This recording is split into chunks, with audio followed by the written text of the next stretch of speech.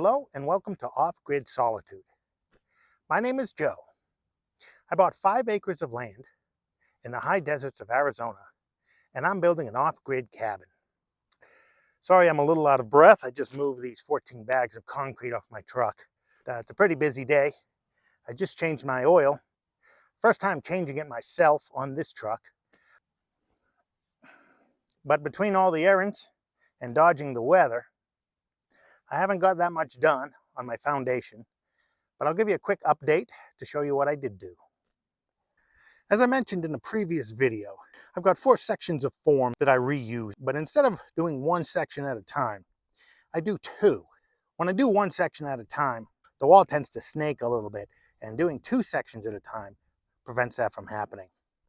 And as you can see, that last section isn't perfectly straight. Those plywood boards are bending a little. But like I said, this is just the foundation. I've got 2 strips of rebar, as I mentioned in the previous video. And I also have a small sections of rebar connecting them in case the foundation wants to split down the middle. And I've got these uprights here. And I just tack welded it because I didn't want to pay for tie wire. And that's actually pretty difficult to do. And this was faster and cheaper. But it's hard to tack weld with one hand and hold the piece of metal with the other and keep everything straight. I didn't have a third hand to hold the level. So you can see they're pretty crooked. I don't think that's going to matter. I plan to build a concrete wall.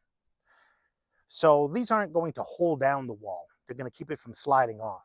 And crooked or not, that'll work. And once the concrete hardens, I can just bend those bars straight again. They were just as crooked on this first half, but I straightened them out a bit, and you can see they're not that bad. It's going to work. I wanted to talk about my corners here. I'm going to put an end cap on this straight run. But I have a single piece of rebar going through, and I bent it as opposed to welding or tying together 2 pieces at an angle. I think that's the better way to do it. And I think the corner is going to have the most strain. So hopefully this makes it stronger. I will have a seam there though. And as you can see, I just cut 2 notches in my form to pass my rebar through. I did that on the other side. And as you can see on this first side, the concrete was thick enough, and you can see the edge of the concrete is perfectly straight. So the technique works. And since I'm pouring in sections, I don't have to waste money on rebar stands and bury them in the concrete. I can just prop up my rebar on a 2x4 outside of the area that I'm pouring. And as I pour, I just move that along, and the drying concrete will hold it up on one end and the block on the other. And it worked great on that first half, so I'm going to keep doing it. Save some money. I'm going to put a bit of mortar on those cold joints, as I mentioned in the last video. Makes it a little bit stronger and fills in any voids that might naturally occur. The fine mortar will fill in all those voids. But I don't really want to go and buy a bag of mortar just for that. There's so little of it. I have some Portland cement, and normally I would just sift some sand out of the soil. But my goat broke open one of my bags of cement, so I might as well use that up.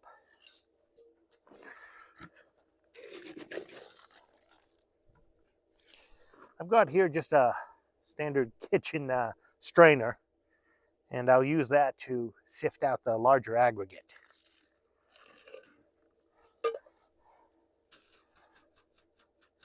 As you can see, it works pretty well and pretty fast.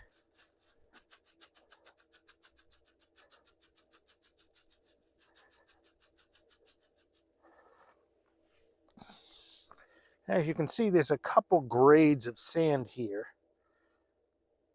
There's the large aggregate. There's like large grain sand, if you want to call it.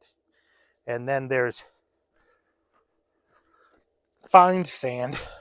I don't know if you can see, but there's fine sand in here. And then the very powdery Portland cement.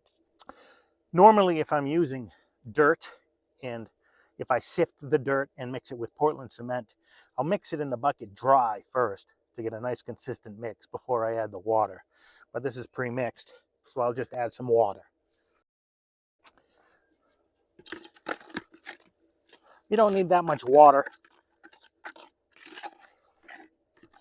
but it's got to be wet enough to stick to the wall and dry enough not to slide back off again. Roughly like peanut butter.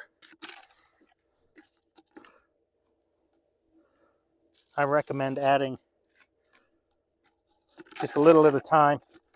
As you can see, it's probably a little thin, so it's not quite holding on a vertical very well. So I'll add a little bit more. This should be a little bit better. As you can see, it's sticking to the vertical surface. I just wet I've got a brush I dipped in water. I'll just wet this dry surface first. See if I can get into all the textured holes. That's good enough. It's not critical. And then slap it on.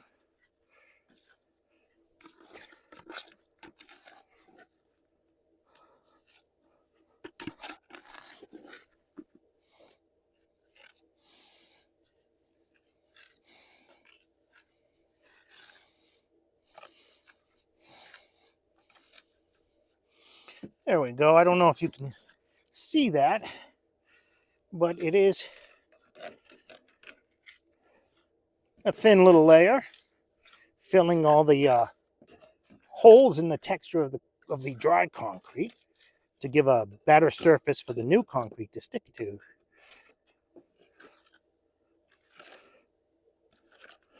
Good enough. Doesn't have to be too smooth. Doesn't matter if it's even. It's just a little extra to help things stick.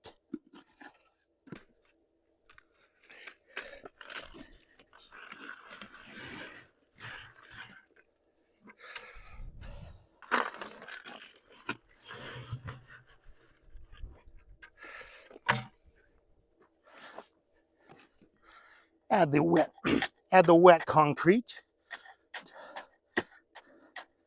Tamp it down a little bit.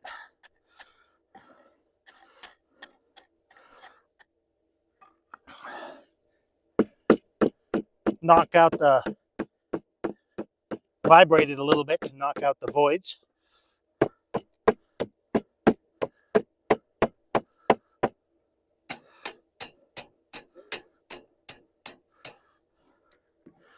And then we'll smooth out the top.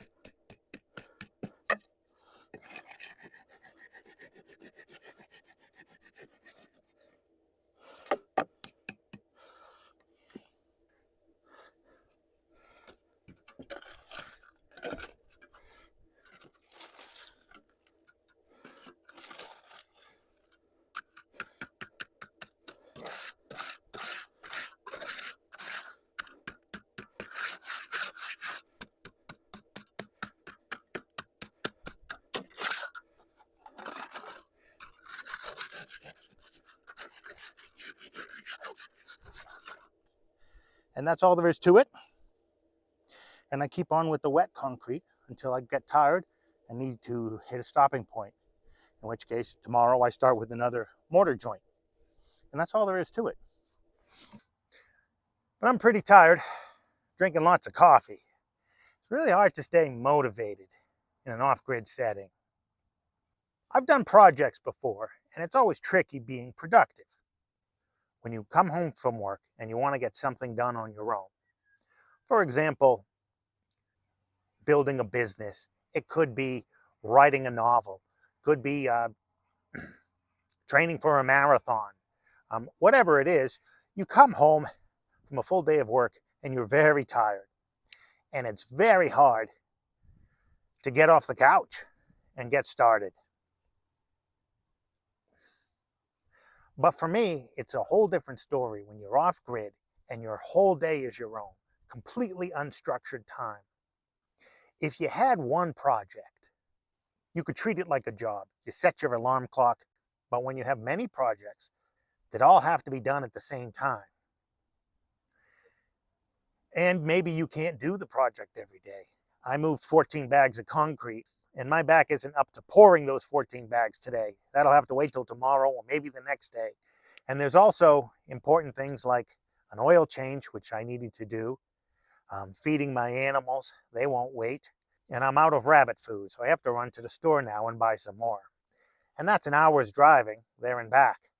So all these things take up your whole day, and you never get as much done as you hope. What's that rule of thumb? Projects cost twice as much as you think and take twice as long as you think. I guess that applies to do-it-yourself projects too. I guess what I'm learning is to be patient with myself. This footer is going to take at least a month just for the footer.